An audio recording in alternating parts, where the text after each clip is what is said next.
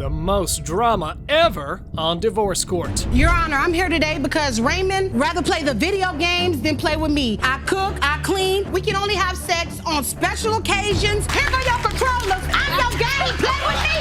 This your game right here. Play with me. Show that video. I'm tired, Your Honor. I'm done. He cheated with my sister, so it's been about 4 months. We ain't been together around 4.5 She ended our marriage, Your Honor. She comes upstairs with her sister and basically throws her sister at me. What was I supposed to do, Your Honor? Master at pressing buttons in the virtual world, but not good at keeping up with the masterpiece living beside him.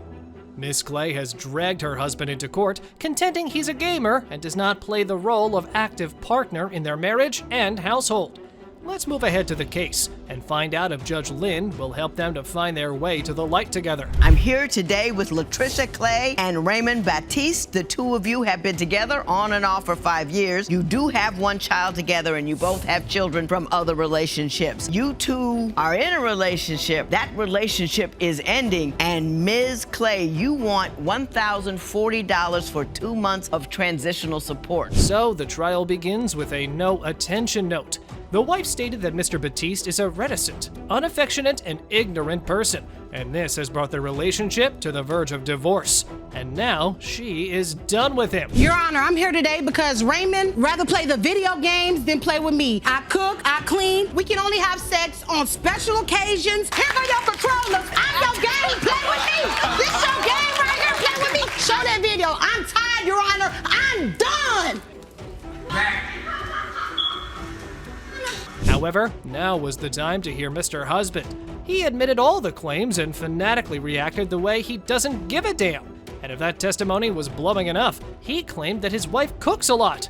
But I guess he pointed to cooking his mind. Do you play video games as much as she claims? I'm a man of faith, and I'm a proud member of the Black Men Don't Cheat Club. I'm tired. These men want to play video games and don't want to pay attention. I cook, I clean. Any man will want me. He complains that I cook too much. Who complains about a woman cooking too much, Your Honor? So when Judge Lynn questioned him about his gaming hours, it became apparent that he dedicates most of his time to playing games and often neglects his wife.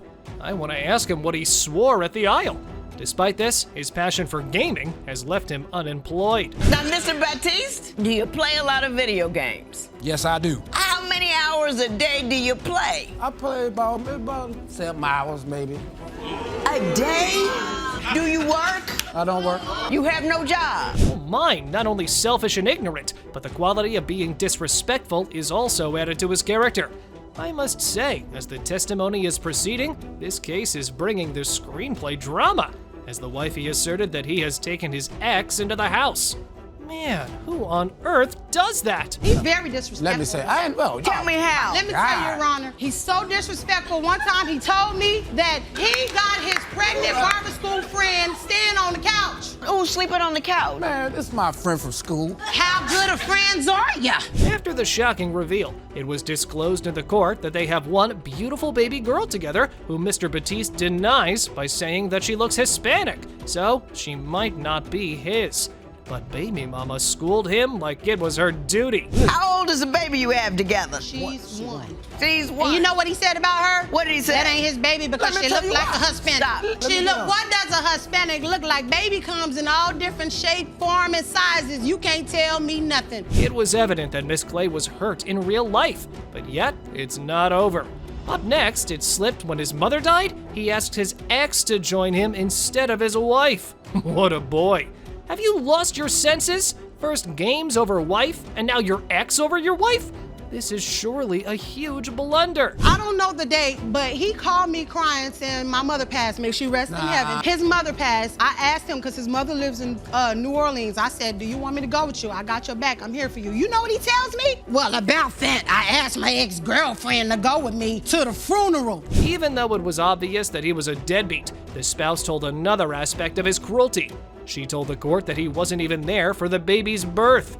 Over this, he spins the tale by digging into the whole story of, I was unaware of her being pregnant. You was not there. You wouldn't call me. You didn't text me. You ain't But do deep none of down that. in your heart, you know that's your baby. Why you wasn't there? No matter Because how you much somebody didn't tell ignore me. you, I you did know not I'm know having you a was baby. pregnant. You be First at of the all, I hospital. didn't even know she was pregnant. Is it true that you were missing during a large section of your pregnancy? Ma'am, That's I was- lies, not the full 8 months. You was Maybe gone, like a fam. couple of months. Being an unaffectionate and stubborn person is an uphill battle, and in addition to not acknowledging the paternity, he claimed that Miss Clay had been cheating on him.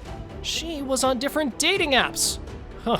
I think when the husband doesn't give his wife the love she deserves, she's gonna find it somewhere else. Oh, I see her every time she on her Snapchat. Let's talk about this Snapchat and these dating sites that I caught her on. So I'm looking at her phone, you know what I'm saying? I see her phone, she getting the app, you know, little notifications. So I go and create a dating site myself. She sent me a message in my inbox, talking about, what you doing on here? I said, girl, hush. You all on the pictures like,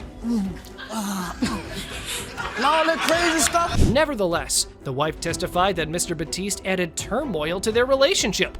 He doesn't treat her the way she deserves to be treated, and this is why she is working on the when things go right, go left equation. We broke up at the time. So if Right. I'm on the dating site, I'm a free agent. What you doing on here? Don't tell Obviously, me. I was a free don't agent too, tell me- obviously, right? Don't tell me you was on there just to look for me. His thing. But you were single because you were free agent. Yes, and so was don't he. get mad at All me right. because I'm on the Now, dating website. How about this then? Instead of accepting and apologizing for mistakes, they were bringing more drama. Judge Lynn heard enough of their testimony, and their argument was not helping in solving this conflict. And none of them wanted to recover their marriage, as they were jacked up at one point. So she articulated the truth like this. I think you two are interesting, fascinating people. What we gotta do is to get these two tornadoes. And that's what I'm gonna try to get for you today, a start to turn that wind in one direction. And you would like that, wouldn't you? Because you're two good people, and I wish you the best. There will be no recovery in this matter. It is so ordered. Would you stay with your husband if he pushes you around for your looks? Would you let him torture you for the rest of your life? Or would you immediately walk out? Let me know in the comments section down below. Until then, let's move to this chaotic case with lots of couple drama like you've never seen before.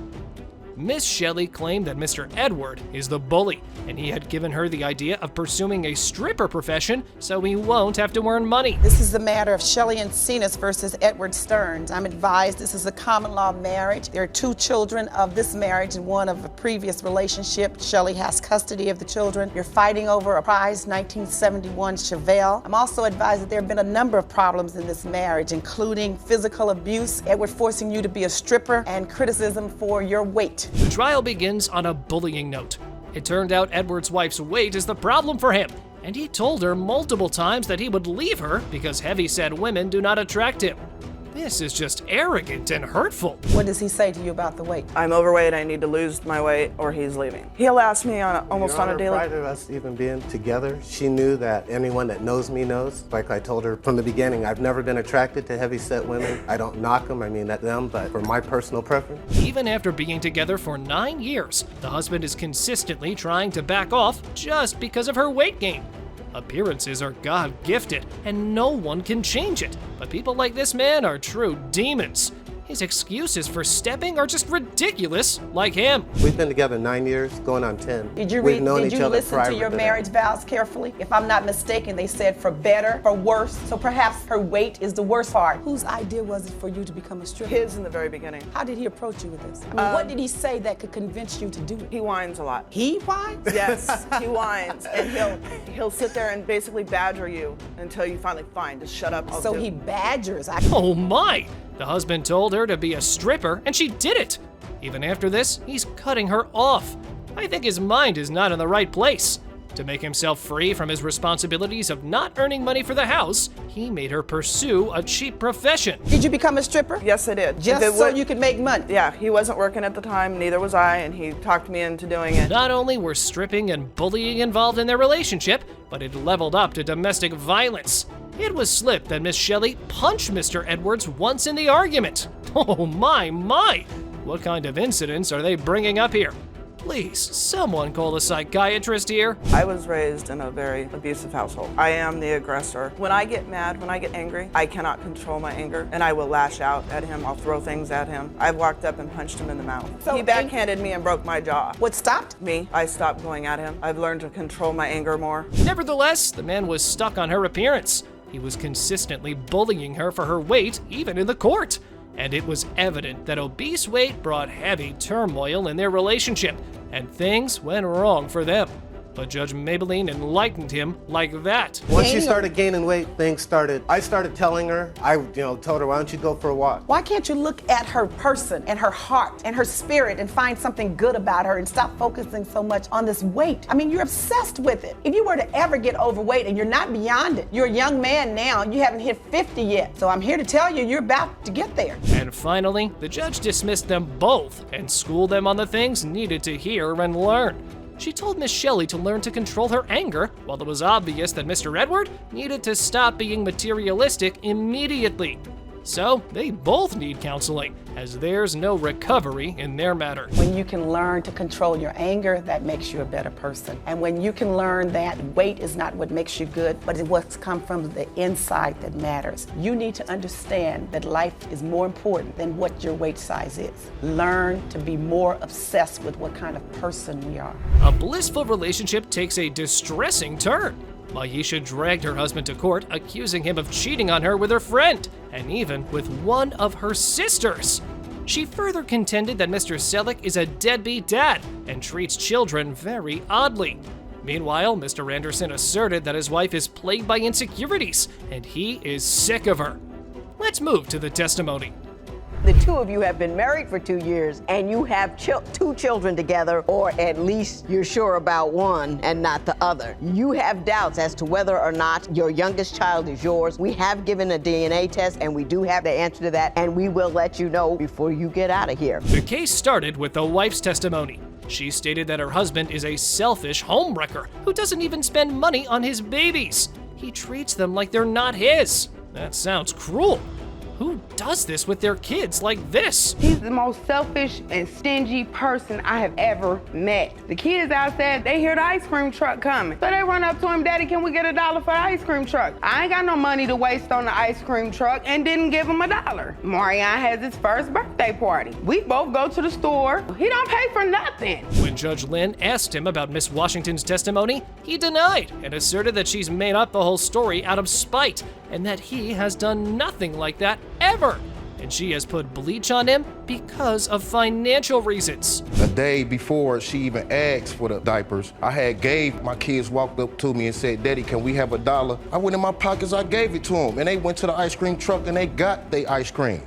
So the next day I see them, I asked them, I said, what y'all do with y'all money? Alex said, Mommy took man's. Oh yeah, Wifey told the whole truth and suspended his whole fake story by telling the court that he had made his kids disappointed as well. It became apparent that Mr. Selleck is a sore liar, so Judge Toller bashed him for his dumb, senseless story like that. Your Honor, the 9-year-old spent her $1. She go to school, she get good grades, no problem. He snuck and went to the bootleg and bought his pop and his chips. And you know what I did? I took it from him. He bought what he wanted with his $1. But you didn't let him have it because he wasn't acting right. It. Looting $1 off of somebody and going somewhere else. That doesn't make any sense to me. So, as the testimony was proceeding, the hubby was getting caught.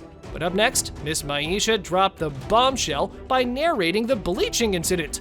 It was revealed that when she told him to go and buy the child stuff, he went out to party with some other girls. Oh, so chicks over babies. Not a good move, mister. He was around the corner with some females drinking, wasn't worried about the Pampers. Mind you, he stopped over to the house maybe 2 hours before and changed the baby. And after he changed the baby, he knew the baby had one diaper. I didn't need the money in my hand, Your Honor. I didn't need it for what? My baby needs some diapers. Okay, when Judge Lynn questioned him about what's making him sour towards wifey, he accused Miss Washington of controlling him.